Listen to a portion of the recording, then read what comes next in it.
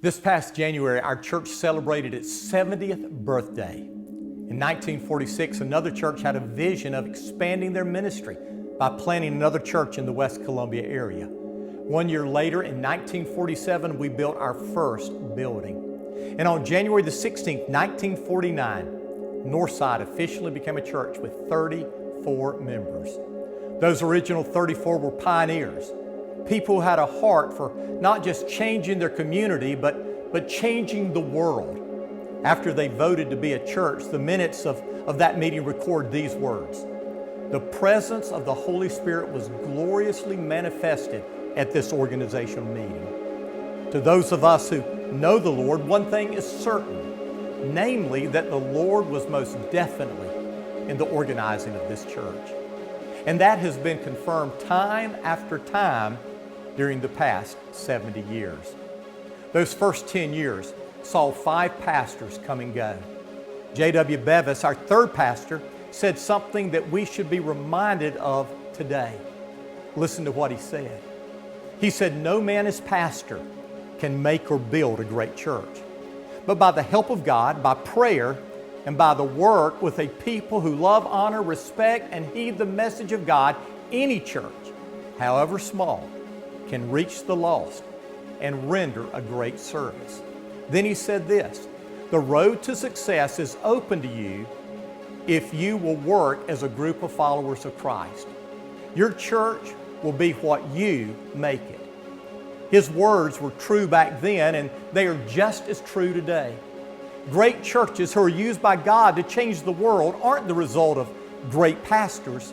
They are the result of a great God working through a group of committed followers of Christ. And I am so thankful that from the very beginning, God has blessed Northside with people who love the Lord, love His church, and love one another. None of those original 34 members are with us anymore. They are part of the great cloud of witnesses cheering us on as we continue toward the finish line.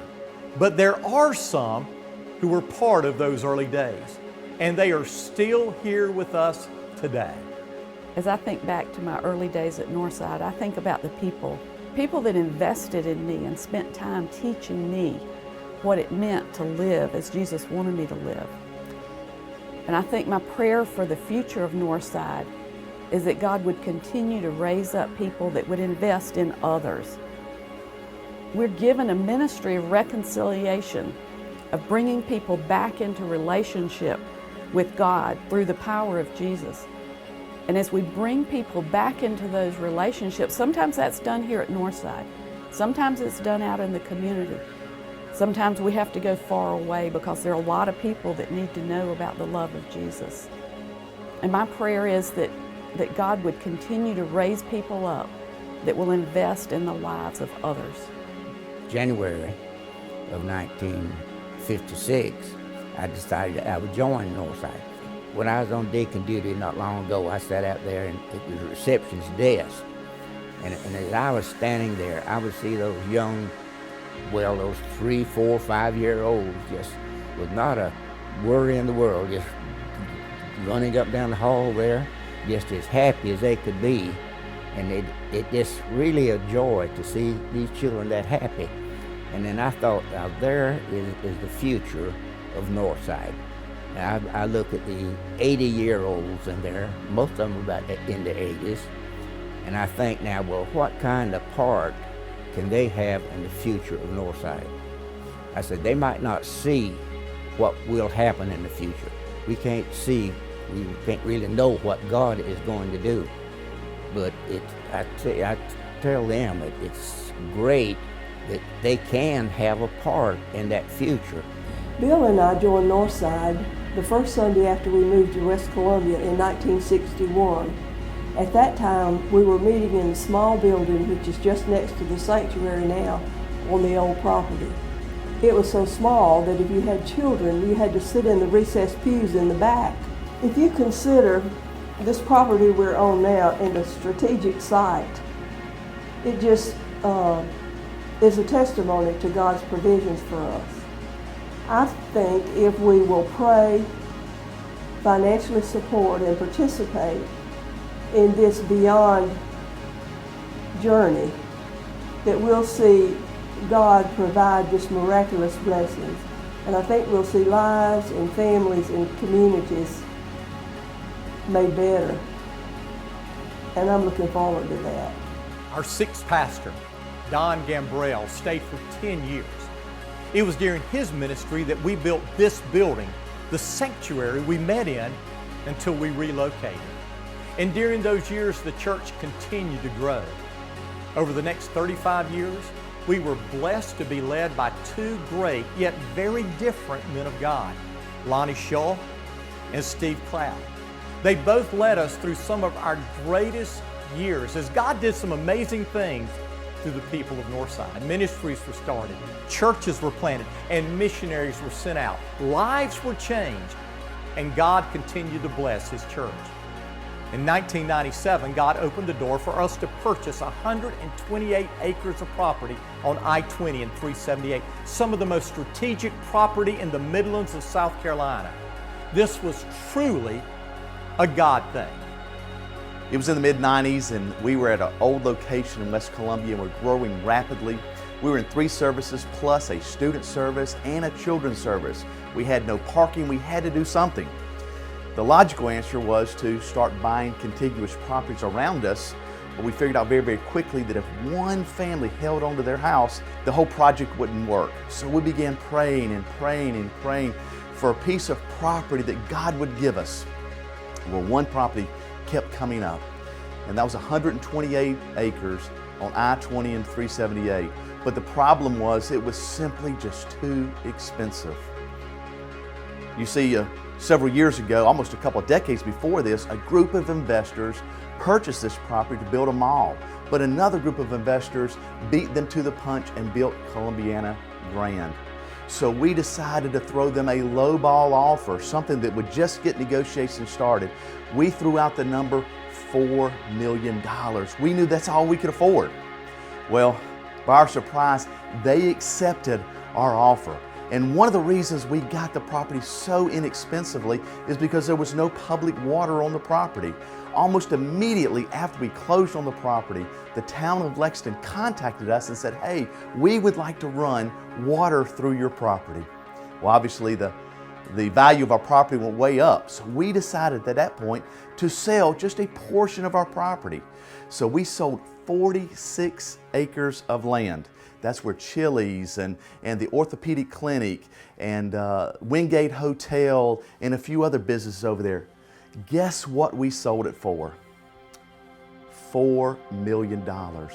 God gave us 82 acres of land for free.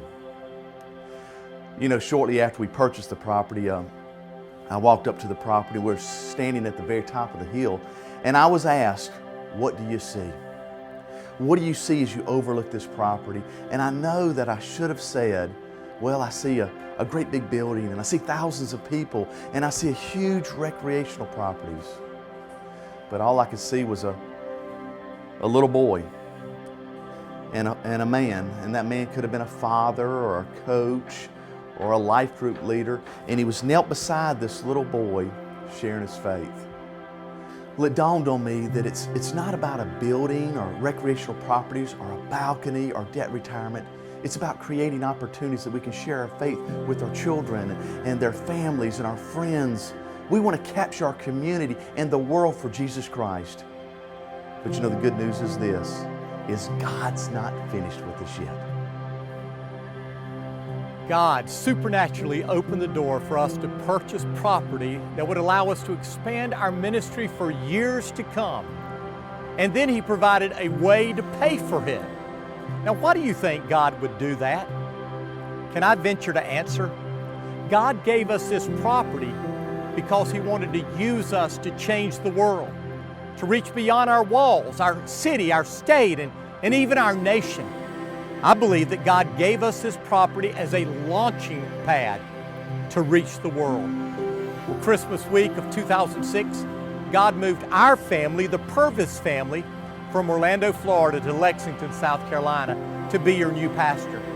From those very first days, I knew that God had planted us in a place that we could plant the rest of our life. And God began to bless. Within a year, we began the process of relocating our church to our new property. And in the midst of one of our nation's worst recessions, we saw God work in the hearts and lives of His people. We did what we could do. We gave sacrificially, and God did what He could do. He showed up in other ways. Let me share with you one story. In our plans, we wanted to have an entrance that connected Sunset Boulevard to Jenny Lane, but we soon realized we didn't have the money to build that kind of road. We needed to use that money for seats and classrooms, so we cut out the road. And within a week, we got a call from Lexington School District 1 telling us they wanted to build 2 schools behind our property. And they wanted to know if they could build a road on our property that connected Sunset Boulevard to Jenny Lane, and they would build it where we wanted it and how we wanted it. That road cost over $1 million, but it didn't cost us a thing. It was a supernatural gift from God. Over and over again, God showed up as we were relocating. And on September the 11th, 2011, we held our very first services on our new campus. And from the very beginning, we saw God touch the lives of new people and bring them into our church family. We had the opportunity to move down here to South Carolina. And as part of that search, we got online and we looked up, and the first thing that popped up was Northside Baptist Church. And one of the things that impressed us the most at that time was the fact that the church was under construction, building a new church. That indicated to us that the church was growing. And they were also building a place for a school. And so that indicated to us that the church had a vision, and we wanted to be a part of that. And now our pastoral staff is coming up with a new vision to go beyond and reach out into the other parts of our country. We had a hard time finding a church that we fit in, with diversity and just our children being comfortable. And here at Northside, we immediately felt at home. So the coolest thing I thought about the whole transition from the old campus to this one is overwhelming majority of members, repeat visitors, guests, didn't even give it a second thought. They're like, yes, we're going to make the move with Northside. The transition was happy and sad for me. I mean, I grew up at Northside, so this place is truly my home. So it was sad leaving the old campus, but filled with happiness and excitement about the future and how Northside was just going to grow and expand and be able to really touch Lexington and the entire Midlands area. Since that day, we've seen God do some amazing things. What started with 34 faithful members has grown today to a church of over 4,000. And just in the last 10 years, we have seen over 1,200 people baptized. We have started a Christian school with over 730 students from birth to 12th grade. We have started a new campus that now has an attendance of almost 250 each week. We have collected and provided 1,363,355 pounds of food for food banks throughout the Midlands through our yearly one-day food drive. We have provided food, clothes, emergency shelter, and the gospel to thousands through Mission Columbia. We have sent mission teams all around the world, and all that while relocating our church to a 104,000 square foot facility on 82 acres of land in the most strategic location in the Midlands. But the truth is, what we have done is not what we're excited about. It's what we believe God is going to do in us and through us in the years ahead. We want to do so much more to reach beyond our doors into our community, our nation, and our world.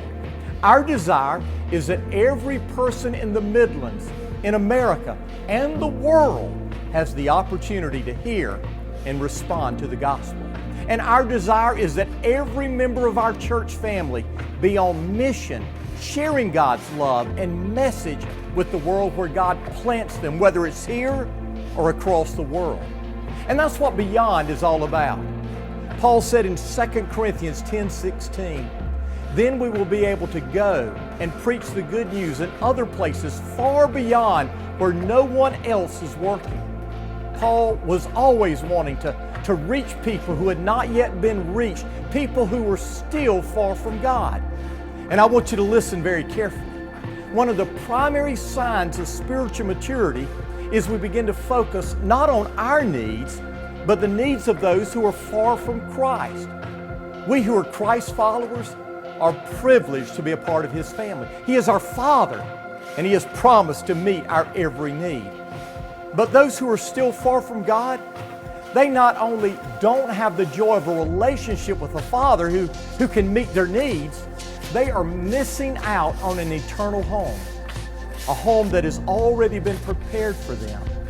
So Beyond is all about reaching out beyond our walls and reaching more who are beyond our reach. Now, the first and simplest part of Beyond is the building of our balcony. God has called us to reach as many people as we can. But what we've discovered is we continually cap out in the 1045 service here at our Lexington campus. We could build a new building, which would cost millions and millions of dollars. But we felt the wise and prudent thing to do was add a balcony, which will give us close to 300 more seats. And as we continue to add services, this will allow us to continue to grow and impact our community. We should always seek to find new and cost-efficient ways to reach more and more people with the gospel.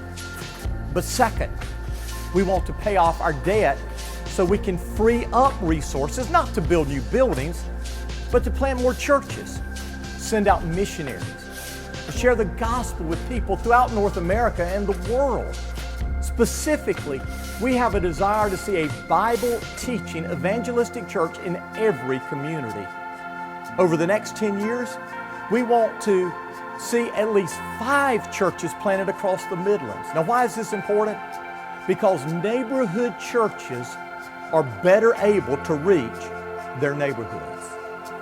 One day I was in service and we were singing and all the pain and everything for years, it just came right off my chest.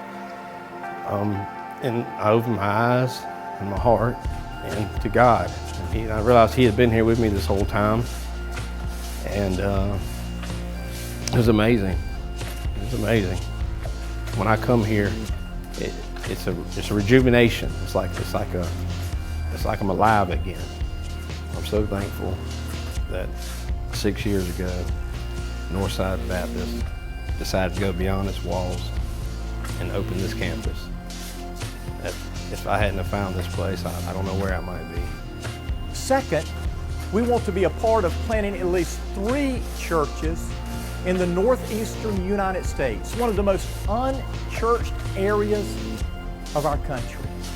If you're familiar with the Northeast, the further north you go, it gets more and more difficult to plant a church. And so we were surprised in the first few months at how spiritually soft people were to the gospel.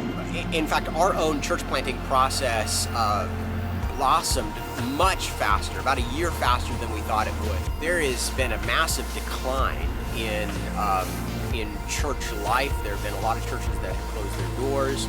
And so now is a great time. In terms of church planting, man, there is a massive need. Many people are open to the gospel. They were raised in maybe a Christian setting, and they just need the gospel to be clearly presented and explained to them. And then third, we want to send missionaries to work with at least 3 unreached, unengaged people groups. I just love what Northside is planning to go beyond and to really reach the Midlands, our community here, and also up northeast in the west and beyond among the unreached people groups in different nations of the world. So I love Northside because Northside is a missionary church. We believe that God has laid this vision on our hearts, and we believe He has given us the plan to make it happen. But to accomplish this God-sized goal, it will take a lot of resources. So will you pray about what you can do? Will you seek God's perfect will, asking Him what your part and beyond may be? And then, when He speaks, and He will you be obedient to what He says?